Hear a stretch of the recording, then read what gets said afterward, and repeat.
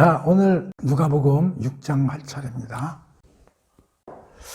근데 그동안에 그 유튜브 이게 좀 오랜 기간 못 올라갔을 거예요. 그 이유는 제가 코로나에 걸려가지고 아주 고생을 많이 하고 지금도 완전히 그 나은 건 아니에요. 아주 체력이 바닥이 나고 그래서 누가복음을 진도를 많이 못 나간 거에 대해서 죄송하게 생각하고 오늘 이제 힘을 좀 내서 다시 이제 연결해서 공부를 해보도록 하겠습니다. 그래서 찾아보니까 6장을 이제 할 차례더라고요. 그래서 누가복음 6장을 한번 쭉 보세요. 쭉 보면 양이 만만치 않습니다. 49절까지 되어 있죠? 크게 보면 세 덩어리로 6장이 구성되어 있는 걸 우리가 알 수가 있어요. 첫 번째는 쭉 보시면 1절에서부터 11절까지거든요. 안식일 날 문제 가지고 이야기가 이제 쓰여 있어요. 일종의 뭐 안식일 논쟁. 그 두 번째는 이제 12절에서 19절까지. 뭐가 있냐면 12제자를 사도로 이제 뽑는 거예요. 뽑는 거. 많은 제자 중에 12명을 택하셔서 사도로 삼으시는 그런 이야기가 있어요. 세 번째는 20절부터 49절까지인데 쭉 여기에 대해서는 풍지수훈 이렇게. 우리가 마태복음에서 산상수훈 배웠잖아요.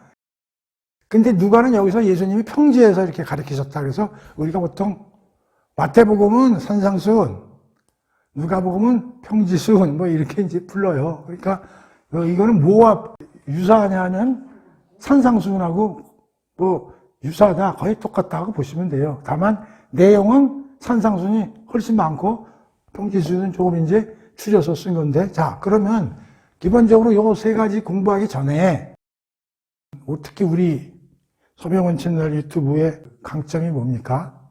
문자 해석, 사건 하나하나 보는 것도 중요하지만 흐름을 굉장히 중요시 한다고 그랬어요. 그리고 왜 누가가 6장에 이 세 가지 이야기를 넣어놨을까 하는 걸 한번 생각해보자 그런 얘기예요. 누가는 수많은 자료를 갖고 있었을 거란 말이에요. 특히 마가복음이 먼저 쓰셨다고 그랬잖아요. 그러니까 마가복음도 갖고 있었고 또 여러 가지 예수님에 관련된 여러 가지 그 자료들이, 그걸 이제 우린 Q 자료 이렇게. 그럼 Q가 무슨 뜻이지? 아무 뜻도 없어요. 그냥 모음집이라고 생각하시면 돼요. 그럼 많은 자료들을 가지고 있으면서 다 추려가지고 6장에다 요 세 가지 이야기를 넣어놓은 거예요. 그래서 제가 가만히 생각해 봤어요. 왜 누가는 요 세 가지 스토리를 6장에다가 넣어놨을까? 그거를 이제 좀 파악을 해보려면 5장에서 어떻게 6장으로 넘어가는가 하는 걸 우리가 또 한번 생각을 해봐야 되는데, 5장 말미에 뭐가 나오냐면 새 옷, 헌 옷 이런 얘기가 나오고 새 포도주가 나온단 말이에요. 새 포도주 하면서 헌, 가죽 부대 뭐 이런 얘기가 나온단 말이에요. 그러면서 뭐라 그러냐면 헌 옷이 빵 구워놨을 때 새 옷 뜯어가지고 거기 붙인다 그래서 그 헌 옷이 새 옷이 되느냐? 안 된다 그랬단 말이에요. 그리고 새 포도주는 발효해서 가스가 나오기 때문에 새로운 그 가죽 부대에 담아야지 헌 가죽 부대에 담으면 터져버린다. 요런 게 이제 5장 말미에 나왔잖아요. 그러면서 뭐라고 하냐면 새 옷은 새 옷, 새 포도주는 새로운 데 담아야지 옛 것들하고 같이 합해진다거나 옛 것들과 같이 교환이 된다거나 이런 게 안 된다는 그런 뜻으로 5장에서 끝났단 말이에요. 그러면서 6장에 딱 들어오면서 이 세 가지 이야기가 등장한단 말이에요. 그러면 이 얘기는 뭐냐? 잘 생각해보면 이런 뜻인 것 같아요. 누가도 아마 그런 생각을 하지 않았을까? 이제 새로운 시대가 시작되고 열리고 있다. 근데 이 시대는 과거에서부터 내려오는 걸 어떻게 개선을 한다든가 쇄신을 한다든가 이러한 거를 넘어서는 획기적인 것이다 라는 걸 얘기하고 싶었던 것 같아. 그거에 대한 걸로 세 가지를 넣어놓은 것 같아. 그래서 이제부터는 여기에 옛 이스라엘이라는 말을 쓰고, 이스라엘은 유대 전체를 이제 그 의미한다고 생각을 해보잔 말이에요. 이제 지금까지 너희들이 살아온 어떤 그 이스라엘 정치 구조 또는 뭐 율법, 신앙, 이제 그거 넘어서야 되겠다. 이것들은 다 뭐요? 헌옷이고 헌 가죽 부대에 불과한 거거든. 그래서 이제 옛 이스라엘은 이제 잘못되기도 했지만 이제 그걸 좀 넘어서야 되겠다. 그래서 옛 이스라엘에서 새로운 이스라엘로 이제 바꿔가야 되겠다. 또 하나는 다른 말로 표현하면, 자, 이제 유대교에서 이제 하나님 열심히 율법 지키고 있지만 그거 잘못됐거든. 이걸 벗어나서 이제는 내가 왔으니 나를 믿는 믿음으로 말미암아 이제 유대교에서 어디로? 기독교로 이제 전환되고 전진해서 나가야 될 그런 때가 온 거야. 이제 시작됐다. 내가 그걸 하고 해서 온 사람이야. 이게 다 같은 얘기입니다, 사실은. 자, 이제 진정한 하나님 나라가 이제 지금까지는 옛 이스라엘에는 말이 하나님이 통치를 하셨지만 사실상 현장에서는 지켜지지 않았다. 그래서 이제는 진정한 하나님의 나라가 시작되는 그러한 걸로 이제 넘어가야 되겠다. 라는 거를 누가가 주장하고 얘기하고 싶어서, 물론 이것도 앞에서 다 조그마한 사건들로 다 의미를 부여했지만 전체적으로 니들이 안식일이라고 지금까지 지키고 있는데 그거 잘못된 거야. 그건 진짜 유대교적 옛 이스라엘적 발상이지. 그래서 이 안식일이 되는 게 도대체 뭔지를 예수님이 얘기해 주는 사실을 누가는 여기다가 집어넣는 거다, 이런 얘기야. 이 안식일이라는 걸 니들은 열심히 지키고 있는데 그게 조금 이따 공부하겠지만 모세를 통해서 내려온 하나의 율법으로서의 성격이 아니라 하나님의 창조와 관련된 게 안식일인 개념인데 니들이 그건 잊어버리고 단순히 무슨 일을 안 하고 쉬고 그런 걸로만 율법주의적으로 지키는 걸로 알고 있는데 그 전혀 아니라니까. 그러니까 니들이 지금 그동안에 지키고 있는 안식일은 이제 벗어나야 돼. 그 얘기를 이제 안식일 논쟁을 통해서 이제 얘기를 하고 싶은 거고. 자, 두 번째는 이제 제자가 뭐 많겠죠. 뭐 몇 명이나 뭐 예수님 쫓아다니는 사람이 저는 잘 모르겠는데 그 중에 이제 예수님이 12명을 뽑는 거야.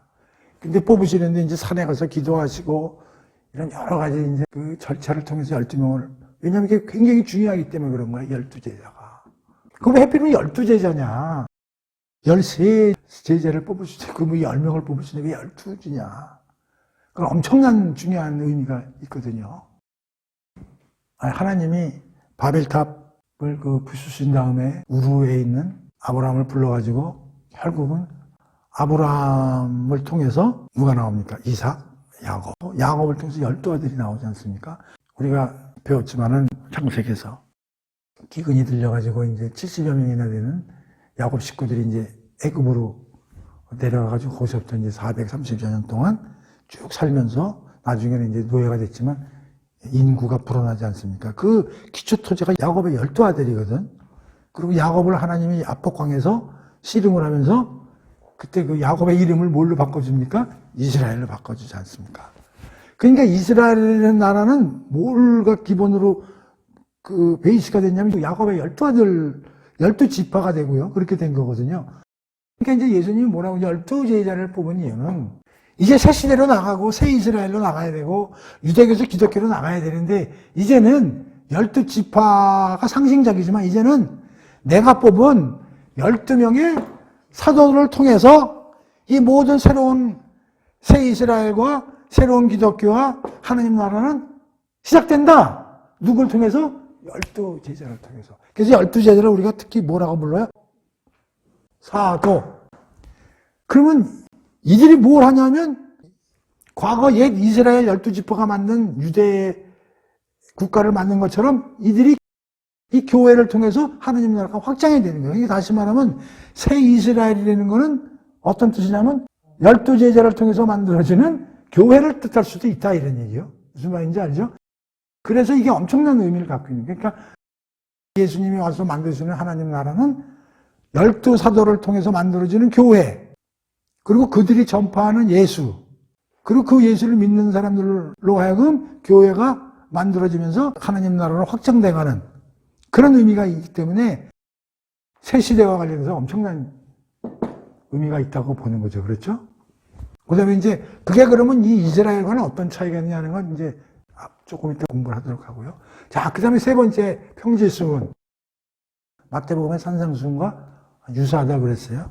자, 그러면 이건 무슨 얘기냐면 우리가 마태복음에서 배웠잖아요. 예수님이 오셔가지고 5개의 큰 설교 중에 첫 번째가 뭐야? 산상수훈, 큰 가르침이잖아요. 이제 새로운 시대가 시작되고 새로운 사도들을 통해서 만들어지는 교회를 통해서 하나님 나라가 확장되는데 그 하나님 나라에서의 삶의 방식이 어떠한 것들인가를 여기서 얘기해주고 있다. 이게 무슨 말인지 알아요? 산상수훈을 통해서, 누가복음에서는 평지수훈을 통해서 이 새로운 시대의 하나님 나라는 어떤 삶의 방식으로, 어떤 사람들이 주인공이고 하나님 나라는 어떻게 다스려지고 어떤 삶의 방식으로 살아가게 되는 그러한 나라인가를 여기서 누가는 평지수훈이라는 이름으로 설명하고 있다. 그런 얘기예요. 그래서 이 세 가지가 굉장히 의미가 있죠. 아, 새로운 시대는 뭐냐? 여기서 안식일이지만 우리 공부를 하겠지만 안식일 하는 얘기는 하나님 나라의 상징이에요. 그러니까 니들이 안식일을 잘못 알고 있다. 안식은 그냥 문자적으로 율법을 지키는 게 아니다. 하나님 창조 질서, 하나님 나라의 핵심이 안식이다.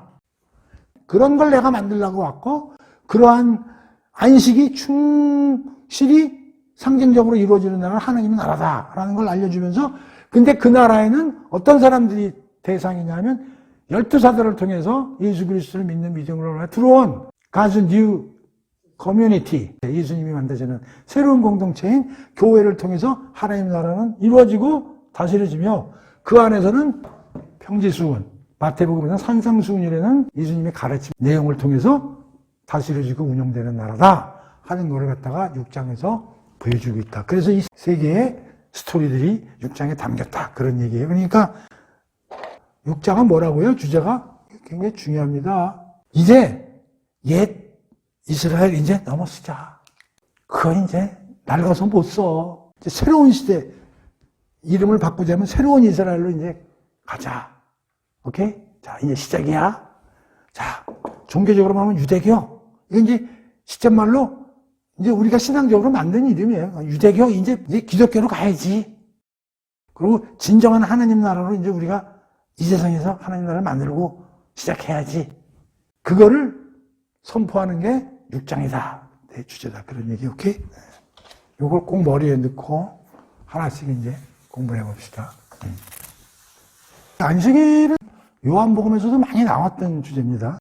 특히 그 종교 지도자들, 바리새인들이 이제 뭐 제자들이 밀밭에서 밀 손으로 까가지고 먹는 거 이걸 가지고 지탄을 하고 예수님이 안식일 날 그 회당에서 아픈 사람들 고치시는 거 보고 막 비난을 하고 뭐 하나님의 아들인지 아닌지 그들은 뭐 아직 믿진 않지만 그래도 뭐 하나님의 말씀을 전하는 사람이 말이지 안식일이 얼마나 중요한 건데 그따위 식으로 하고 또 정결 예식 밥 먹기 전에도 항상 손발 씻고 이래야 되는데 도대체 예수님하고 제자들은 밥 먹을 때도 손발도 안 씻고 말이지 그따위 식으로 말이야 그 하나님이 만드신 규율을 안 지키고 말이지 그러면서 막 그냥 비난을 하고 그게 이제 안식일 논쟁이라고 이제 우리가 설명하는 거고 이걸 통해서 이제 예수님과 바리새인들 종교적 아주 극한 상황까지 가게 되는 이제 그러한 이야기들이 여기에 이제 나타나게 되는데 조금 전에도 얘기했지만 안식일 논쟁은 그러한 율법을 지키느냐 안 지키느냐 그런 차원의 문제가 아니라는 거예요. 여기서 이제 뭐 가지고 싸우는지 한번 봅시다. 1절. 두 가지 스토리가 나오네. 첫 번째는 밀밭 사이로 지나가는 제자들이 이삭을 잘라 손으로 비벼 먹으니 바리새인들이 이제 도대체 왜 이런 일을 하냐고 막 비난을 쏟았다는 얘기가 나오는 거죠. 그때 이제 예수님이 뭐라고 그러셨냐면 니들이 다윗 하면 꿈뻑 죽잖아. 다윗 왕이 옛날에 배가 고파가지고 성전으로 들어가가지고 그 제사장 외에는 먹어서는 안 되는 이제 진설병을 먹고 함께 한 자들에게도 주지 아니하였느냐. 이제 구약 사무엘서를 찾아봐야 되는데 찾아보지 않겠어요? 마태복음에도 다 나오는 얘기니까 공부 다 했던 거예요. 그 다윗이 이제 배가 고파가지고 성전에 갔는데 그 제사장한테 이제 먹을 거 달라. 그 제사장이 줄 게 아무것도 없다. 딱 하나밖에 없는데 그건 안식일 날 이제 성전에 있는 무교병인데 그거는 제사장만 먹게 되어 있는데 일반인들은 못 먹게 되어 있는 그런 떡입니다. 그럼에도 불구하고 제사장이 줍니까 아닙니까? 다윗에게 주죠. 그래서 다윗이 이제 그걸 먹는 그걸 예수님이 구약을 설명하면서 지탄하는 야, 니들은 말이야, 구약은 못 읽어봤어. 그때 그 다윗 왕이 성전에서 배고프다고 해서 제사장이 그 떡 줬잖아. 그거 안 읽어봤어? 그러면 그거 제사장이 잘못한 일이야? 그거 아니야. 라고 이제 얘기를 해주는 거예요. 오케이? 그게 야단치는 거지. 그러면서 뭐라고 그러시냐면은, 5절. 인자는 안식일의 주인이라. 이 얘기가 굉장히 중요한 거야. 그러면서 이분이 뭐라고 하냐면, 안식일의 주인인 인자다. 이렇게 얘기를 하고. 또, 그 밑에 이제 또 안식일과 관련해서 어떤 얘기가 들어가 있냐면, 또 다른 안식일 날, 이제 회당에 들어가셨는데, 거기에 보니까 손이 마른 사람, 그러니까 중풍 환자라고 그러나, 손이 이제 마비가 돼서 못 움직이는 사람이 이제 앉아있는 거야. 근데 여기 7절에 보면 재밌는 게, 고발할 증거를 찾으려. 그러니까 그 사람을 바리새인들이 집어넣는 거야. 예수가 뭐 하나 보려고. 근데 뭐 그렇게 중요한 건 아니지만 어떻든. 그랬더니 이제 예수께서 저놈들이 갖다 놓은 거고 다 아시면서 뭐라고 그러냐면 그 사람한테 이제 가가지고 일어서 사람들 가운데 서라 이렇게 얘기를 하신 거야. 그러면서 이제 그들에게 뭐라고 그랬냐면 야, 도대체 안식일 날 선을 행하는 것과 악을 행하는 것, 생명을 구하는 것과 죽이는 것이 어느 것이 옳으냐. 그렇게 이제 얘기를 하시면서 손을 내밀라고 그래가지고 이제 고쳐주셨다. 이제 그런 얘기가 들어가 있는 거예요. 결국 여기서는 뭐라고 되어 있어요? 선과 악을 비교하고 또 생명과 죽음. 그러니까 예수님이 이렇게 대답을 하신 거예요. 예를 들면, 야, 안식일의 주인은 하나님이야, 하나님. 또 하나님의 아들인 인자, 그러니까 예수님이고, 니네들이 안식일이 뭐 어떤 거고, 니들 생각대로 안식일의 의미를 정하고 그러는 거 아니야. 이건 다 하나님하고 관계되는 일이야. 자, 두 번째. 그리고 안식일은 뭐 니들 무슨 뭐 일을 하지 말아야 되는 걸로 알고 있는 자. 선한 일과 악한 일, 생명과 죽음. 안식일 날은 선한 일은 할 수 있는 거야. 그리고 생명을 살리는 일은 안식일 날도 할 수 있는 거야. 이 친구들아. 그렇게 설명을 한 거야. 여기는 단순히 이렇게 나와 있지만은 우리가 안식일에 대해서는 굉장히 여러 군데서 많은 공부를 했어요. 자, 다시 한번 되게 중요하기 때문에 공부를 해봅시다. 이 안식일이라는 게, 자, 보세요. 안식일이 아니라 안식. 원래 시작은 안식이야. 안식일이 아니라. 이 안식은 어디서 나오는 개념이냐면은 창세기에 나오잖아요. 7일째. 하나님이 창세기 6일까지 일을 하시고 7일째는 쉬셨는 건 사실이야. 쉬시면서 뭘 하셨겠지. 그러면서 이 7일을 거룩하게 하라고 그렇게 얘기를 하셨단 말이에요. 그래서 이 안식에서 시작해서 안식일이 나온 거고, 이거는 한참 지난 다음에 모세를 통해서 율법으로 안식일이 내려온 거고, 또 이 안식일에서 또 파생돼서 나온 게 뭐예요? 안식년이고, 또 안식년에서 파생돼서 나온 게 뭐예요? 신년이고, 이런 거라고 이게. 그러니까 여기서 우리가 안식일이라고 그러지만 안식일이라는 개념보다도 안식일은 나중에 나온 개념이라고. 앞에 개념이 뭐야? 안식이야, 안식. 그러면 이 안식이 뭐냐는 거지. 왜 하나님이 7일째 안식하셨느냐, 그걸 알아야 되거든. 또 얘기합니다. 6일 동안 열심히 만드셨어요. 그리고 7일째 딱 매일 6분의 1씩 만든 거 아니에요. 그럼 첫째 날은 당신이 생각하는 것 중에 6분의 1만 만들어진 거 아니에요. 둘째 날 또 6분의 1이 만 6분의 2가 만들어진 거 아니에요. 쭉 해가지고 이제 6일째 다 됐을 때 결국 당신이 생각한 하드웨어가 만들어진 거야. 그 7일째는 그 6일째까지 만들어진 하드웨어를 전체를 보시고 어떻게 하시면서 항상 보기에 좋았다고 그러시잖아. 그러면서 쉬시면서 무슨 생각을 하셨겠냐, 그런 얘기죠. 그게 중요하다는 거지. 그래서 내가 항상 얘기했잖아. 어떤 미술가가 그림을 하나 담을 때 어떤 구상을 했겠죠. 근데 오늘 6분의 1만 그린 거야. 그럼 남이 와서 보면 뭔가 어설프잖아요? 그 다음에 또 그렸어. 6분의 2가 채워졌어. 완성이 안 됐잖아요. 또 3일째 완성이 안 됐어. 근데 지금 그걸 그리는 화가는 지금 머릿속에 뭐가 지금 구상이 돼 있어? 전체 완성본이 들어가 있잖아. 근데 눈으로 보기에는 아직 완성이 안 된 거지. 그리고 마지막 6일째 다 그렸을 때 드디어 완성이 된 거지. 머릿속에 있던 게 현실적으로. 하나님도 머리에 구상되어 있는 우주 창조가 6일째 완성된 거예요.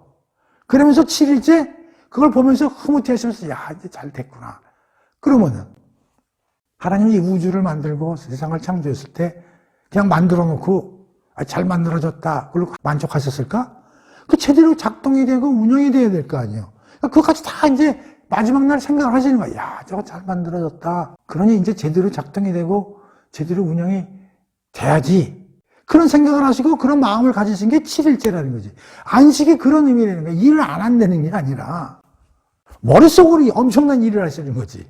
그러면 만들어 놓으시면서 하나님이 뭘 하셨냐면 아담을 만들어 놔가지고 아담을 주체적으로 해서 모든 피조물을 다스리게끔 다 만드신 거란 말이에요. 모든 피조물들 하나님이 직접 다스릴 수도 있지만 아담을 통해서 다스린 걸 당신이 보는 걸 너무너무 기쁘고 영광되게 생각하셨기 때문에 이런 시스템을 만드신 거란 말이에요. 그래서 이 창조 질서 안에서는 아담이 일을 하는 것은 먹고 살기 위해서 일을 하는 게 아니라 하나님의 영광된 창조 목적을 제대로 살피고 운영하기 위해서 일을 하는 거란 말이에요. 근데 우리는 타락해가지고 나오면서 일하는 게 먹고 살기 위해서 일하는 걸로 바뀌었단 말이에요. 에덴 동산에서는 일하기 위해서 먹는 거 아니에요. 하나님이 영광을 위해서 일하는 거지. 지금 개판이 됐지만은. 그러면 여기서 7일째 안식이라는 개념은 뭐냐면 성경에는 안 나와 있지만 우리가 풀어서 한번 설명을 해보자고. 하나님이 생각하시는 안식의 세계는 무엇이었을까? 책에도 없어요. 내가 한번 생각해 볼게요. 자, 하나님은 우선 무슨 생각을 하셨을까? 하나님이 생각하시는 뭐가 있겠지? 하나님은 아담을 통해 하나님이 생각하시는 지고지복의 상태. 이 지고지복은 더 이상 높고 더 이상 복될 수 없는 그 최고의 어떤 그 라인을 그냥 지고지복이라고 내가 쓴 거예요.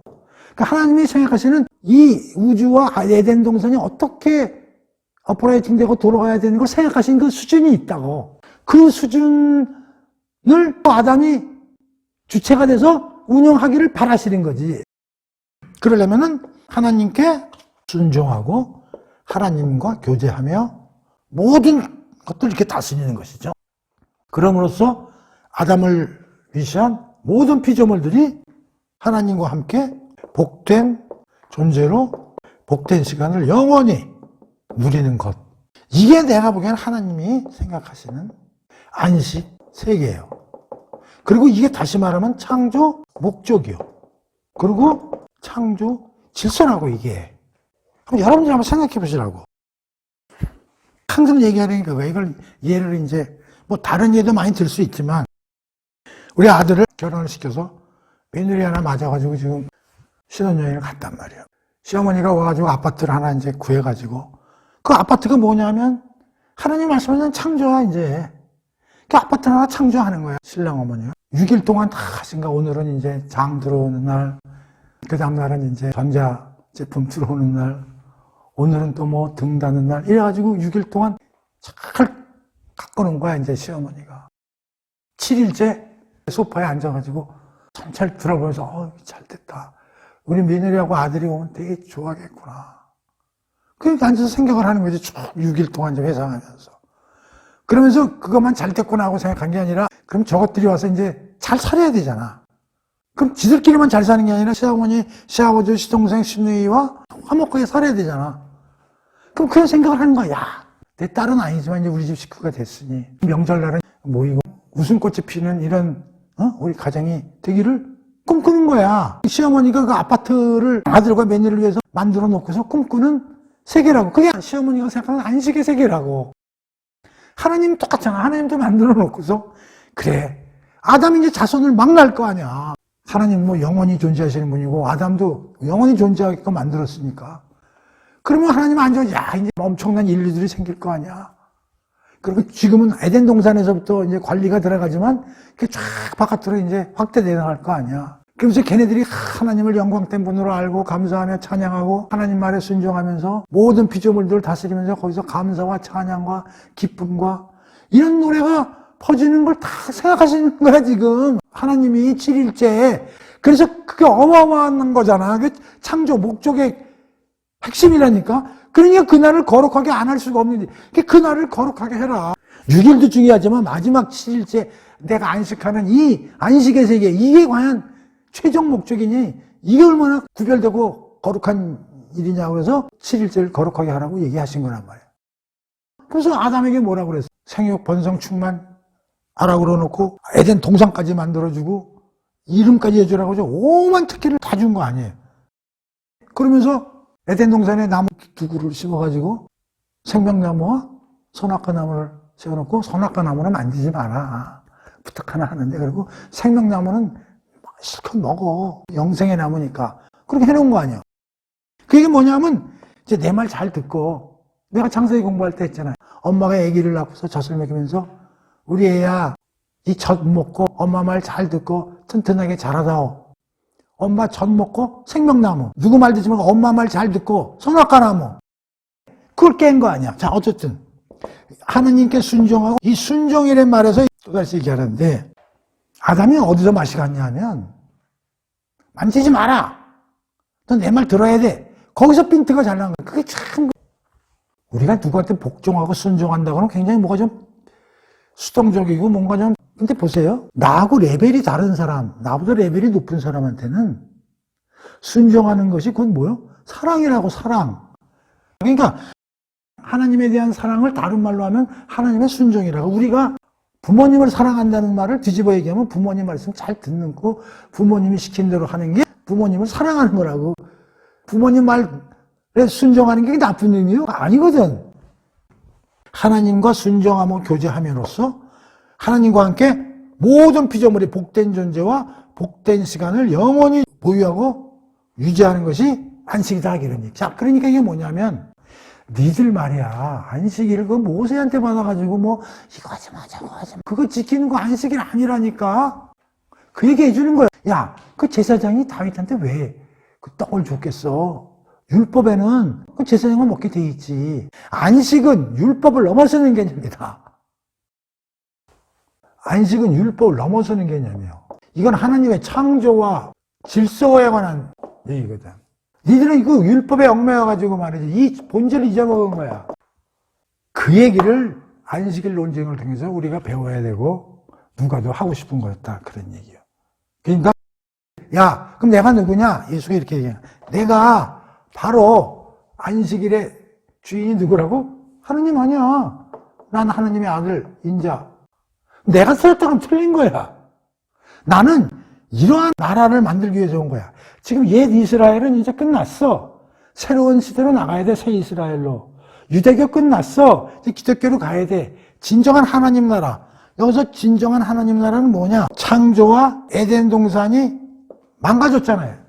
쫓겨나면서. 이거에 대한 회복. 다시 말하면 안식일을 지키는 건 뭐냐면 깨진 창조 목적과 에덴 동산을 회복시키기 위한 갈망과 그걸 하기 위한 게 안식일의 의미가 되는 거고, 그걸 하도록 하기 위해서 내가 온 사람이야 라는 것을 6장 1000마디에 누가가 써놓은 거다. 안식일 논쟁이 되는 이야기를 통해서. 오케이? 그러니까 우리가 단순하게 뭐 다윗한테 빵을 줬니 안 줬니, 무슨 손 마른 자를 고쳤냐 안 고쳤냐, 이런 개념으로 읽는 것이 아니라 지금 우리가 공부한 것과 같이 하느님 나라의 핵심이 안식이고, 안식은 우리가 복된 존재와 복된 시간을 갖도록 하는 의미가 있는 거고, 이거를 예수님이 하시려고 하셨다는 걸 우리가 여기서 공부를 해야 된다, 그런 얘기예요. 굉장히 중요한 얘기입니다. 오케이? 그러니까 안식은 노는 거, 일 안 하는 거, 그런 개념이 아니라. 자, 그러면서 두 번째 얘기에 12제자 얘기가 나오는 거예요. 12절 보면 밤새도록 기도하시고 이제 뽑은 거야. 12를 이제 전부 이제 실렉트한 거지. 근데 난 이거 12명 단 이름 못 외겠더라고. 하여튼 여기 뭐 이름들 쭉 나오는. 자, 그래서 이제 16절까지 보면 이제 12제자. 그건 뭐 아까도 얘기했죠. 12지파와 상징적으로 매칭이 되는 12제자 사도라고 그래. 근데 여기서 사도에 대해서 우리가 하나 더 공부하는데, 자, 이제 12명 이외에 사도는 없습니다. 근데 지금도 어떤 목사들 뭐 자기가 사도라고 헛소리하고 그러는데, 그거 아닙니다. 사도는 12명밖에 없어요. 또 속사도라고 뭐 부르는 사람도 있고 그래, 속사도. 물론 뭐 속사도는 이제 뭐냐면 사도의 직계 제자들은 이제 속사도라고 부르는데, 그거 별 의미 없어요. 이 사도는 12명 딱 끝나는 거야. 근데 이들이 왜 이렇게 중요하냐? 엄청 중요한 거예요, 이게. 이 12명은 진짜 중요한 사람들이야. 대부분이 어부로 별 볼 일 없는 사람 같지만, 진짜 하나님과 예수님 입장에서는 엄청나게 중요한 거예요. 이 12제자가 왜 중요하냐면, 얘들은 뭘 해야 되냐면, 사실 하나님 나라는 누가 넓혀가는 거냐면, 하나님이 넓혀가지만, 이 12사도를 통해서 넓혀가는 거예요. 하나님 나라는 확장이 누굴 통해서 되냐면, 12사도를 통해서 되는 거예요. 이들을 데리고 일을 하시지. 하나님이 하시지만 몸은 얘네들이 움직여야 돼. 그럼 얘네들은 하나님의 백성 모아야 돼. 모으려면 어떻게 하냐면 예수님이 누구고 예수님의 복음을 증거해야 되고 전도해야 된다고. 그래서 예수님을 쫓아다닌 12명을 딱 뽑아가지고 전 세계를 다니면서 예수님이 누군가를 전파하고 믿어라. 예수를. 그래가지고 복음을 전파하는 게 제일 먼저고. 그럼 복음을 전파하면 믿는 사람들이 생길 거 아니야. 그 믿는 사람들이 모임이 교회잖아. 이게 하나님의 나라라고 보면 되는 거예요. 뭐 완벽하게 똑같지는 않지만. 그러면서 이게 믿는 사람들이 점점 늘어날 거 아니야. 그 다음에 또 중요한 거는 뭐냐면 이들이 신약 성경을 써야 돼. 굉장히 중요한 거야. 예수님을 직접 보고 예수님은 직접 당신이 책을 쓴 적은 없어. 그걸 직접 경험한 사람들이 뭘 해? 책을 써. 그것도 요한복음에 나와. 너희들이 더 큰 일을 하리라. 오순절날 성령 오심을 통해서 성령님의 힘을 받아가지고 뭘 쓴다고? 신약 성경을 쓴다고. 왜? 복음을 증거하기 위해서. 그 첫 번째 복음 증거. 그걸 위한 신약 성경 저술. 그 다음에 그 교회를 통한 성도들의 모집. 이것이 12사도를 통해서 하는 거거든. 자, 근데 여기서 중요한 게 있어요. 자, 그러면 옛 이스라엘에서 어디로 가자고 그랬어요? 새 이스라엘. 그럼 옛 이스라엘은 뭐고 새 이스라엘은 뭐야? 이거 가지고 말이죠. 지금 이단들이 속출하고 있는데 옛 이스라엘인들은 구약에서 어떻게 구성이 돼 있어요? 아브라함의 자손이지. 야곱의 12아들을 통해 가지고 쭉 여기 이제 출애굽할 때 남자만 한 60만 명 다 왔다 그랬잖아요. 그래서 전체적으로 보면 한 200만 명 쭉 늘어나는 게. 그래서 이들은 우리가 그 세례 요한 공부하면서 뭐라고 그랬어? 자기네들이 뭐라고 그랬어? 아브라함의 자손이라고. 그래서 자기네들은 구원은 따는 당상인데 혹시 심판을 받는다면 좀 두려우니까 세례는 받을게 뭐 이러는 거 아니야. 그때 세례 요한이 뭐라 그러면 야 니들이 아브라함의 자손이라고? 그럼 돌들도 아브라함 자손이겠다. 그 얘기를 했다고 그랬잖아요. 그럼 새 이스라엘은 뭐냐? 여기 사도들을 기반으로 한 교회 멤버들이잖아요. 그럼 이거하고는 어떻게 되는 거예요? 그럼 이스라엘은 이스라엘이고 교회는 교회고 뭐 이리 되는 거예요? 그래서 지금 한간에서 어떤 얘기냐면 이스라엘은 이스라엘이고 교회는 교회고 완전 분리된 조직이다. 이렇게 얘기하는 사람들이 있어요. 구약은 이스라엘에 관한 얘기다. 그리고 신약은 교회에 관한 얘기다. 그리고 천년왕국에 와가지고 교회는 휴거당할 거다. 그 이외에 일어나는 일은 교회하고는 관계없고 지금 있는 이스라엘에 관한 얘기. 막 이렇게 얘기하는 사람들이 있다고. 와 진짜. 근데 그 사람 유명한 목사예요. 누구라고 얘기는 안 하겠는데 잘 보세요. 여기서 중요한 게 있어요.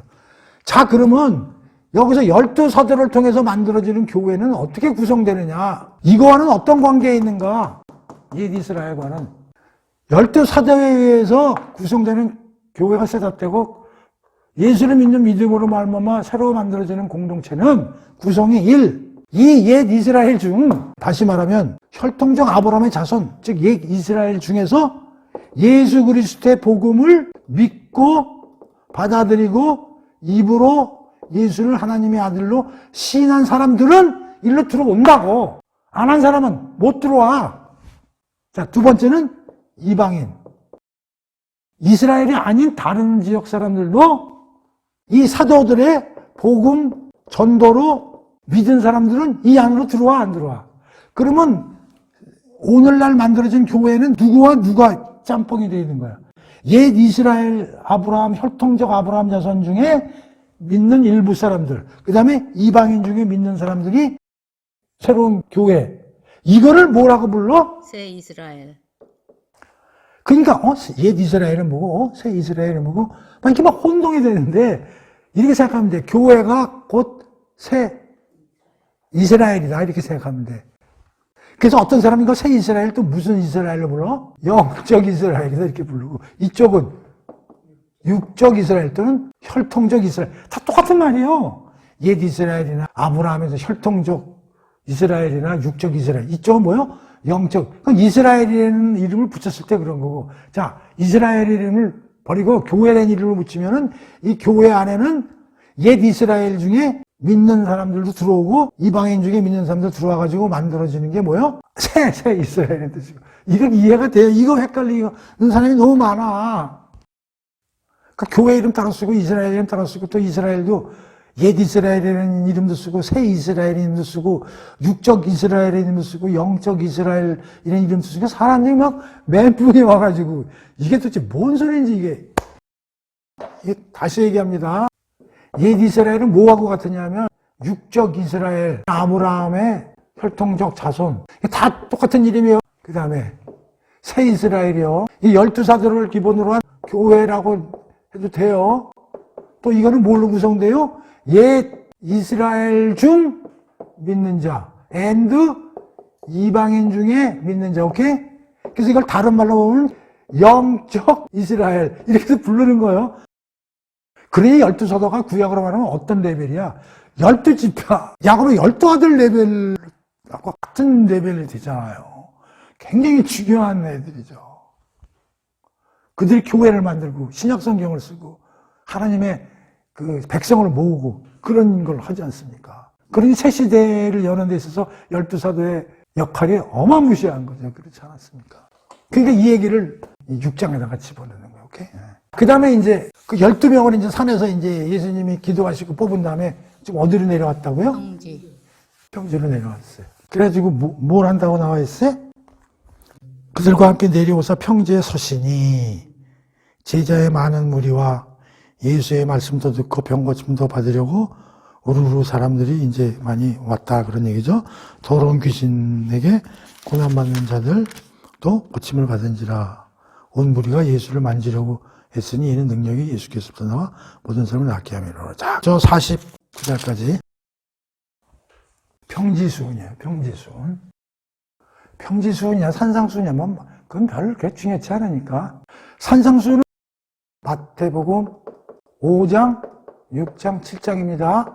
예수님의 가르침은 여러 군데서 여러 날 이루어졌겠지.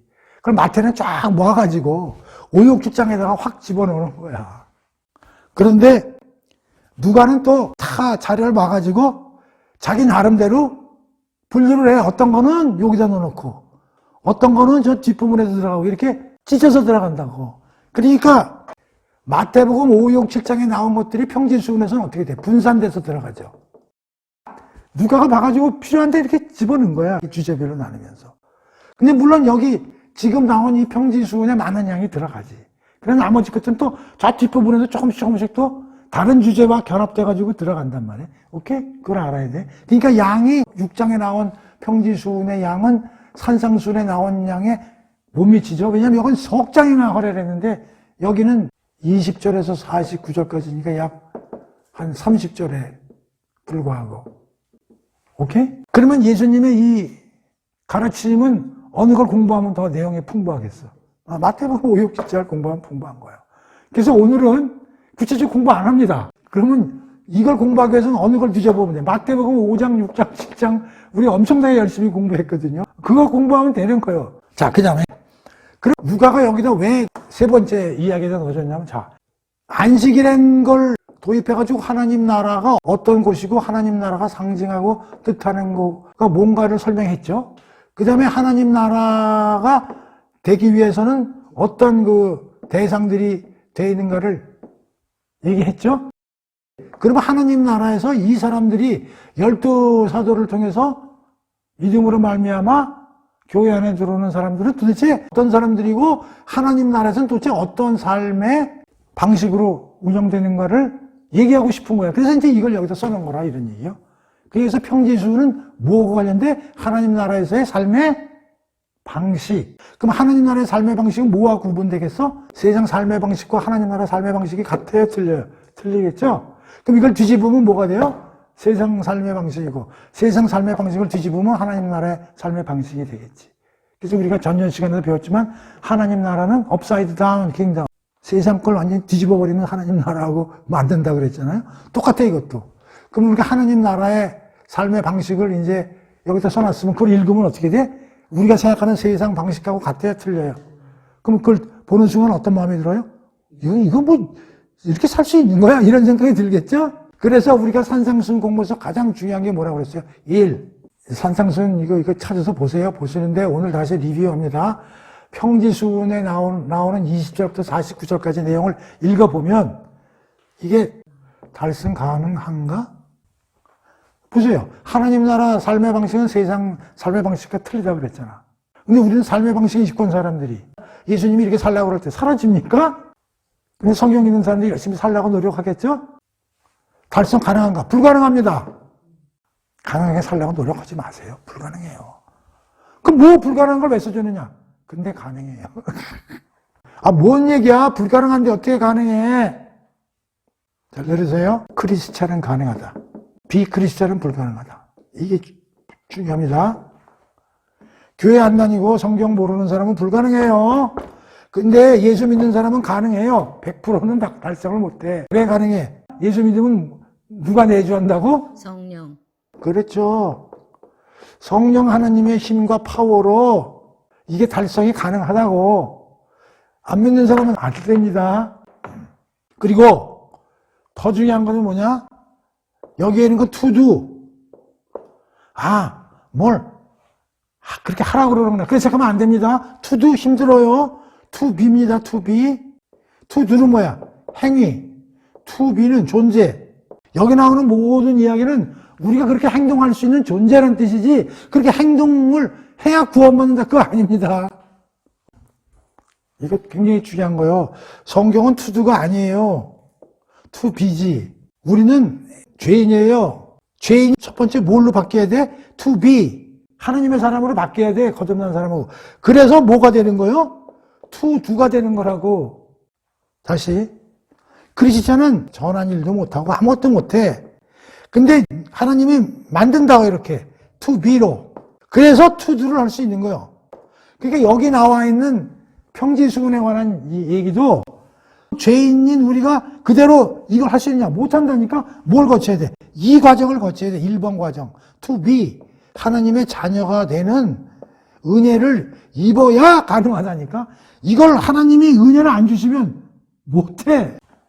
세 번째. 그렇기 때문에 여기 나오는 성품은 어머니 뱃속에서 나올 때 갖고 나온 성품이 하나도 아니다. 이걸 알아야 된다 이 말이에요. 오케이? 그리고 지금부터 배우는 마태복음 5, 6, 7장에 가가지고 찾아보시라 이런 얘기. 자, 봅시다. 그러면 이거 읽기 전에 마태복음 5장, 6장, 7장을 여러분들이 또 읽으려면 힘들고 하니까 내가 여기서 다시 아주 뼈다구만 추려서 간략하게 다시 리뷰를 합니다. 마태복음 선상순 5장, 6장, 7장. 자, 구체적인 건 마태복음 가서 다시 공부하세요. 자, 첫 번째 뭐가 나오냐 하면 팔복이 나와요. 마태복음 5장 보세요. 5장 1절에서부터 12절까지. 8가지 사람은 복이 있다고 나오는데 팔복보다는 나는 이제 팔품으로 공부를 했어요.